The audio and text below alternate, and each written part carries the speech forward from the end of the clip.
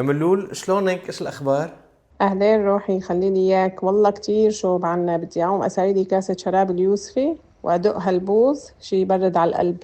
يلا هاتي الوصفة على السريع. خلينا اليوم نعمل شراب اليوسفي. إيه، بتجيب 3 كيليات أو 4 يوسفي، بتغسله كويس، بتنشفه كويس بالبشكير مشان ما يورور. بتقشر نصه ونصه لأ، بتقسمه هيك 4 أرباع.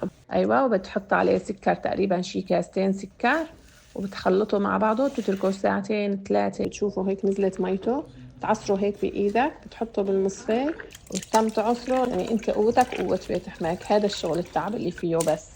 مش قد عندك طلع عصير اليوسفي بريق، مثلا بريق سكر، وبدك تشيل السكر اللي حطيناه من قبل، وبتعصر عليه شي 3 ليمونات، بتحركهم، بتروح وبتجي وبتحركهم لوقت ما يدوب السكر. The next day. بتحطه بقنينة وبتخرطهم كويس وبتحطهم بالفريزر. The next day. وبعد يوم من الانتظار هدول الاثنين كانوا ببيت البوز، وهلا هاي للتجريب شراب اليوسفي. فهلا شو بنعمل؟ بنجيب البوز وبنجيب منشفة او بشكيرة نضيفة طبعا، وشو بندقدق.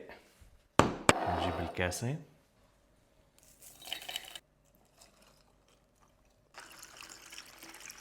نحركها شوي. الصوت عم يذكرني بأيام.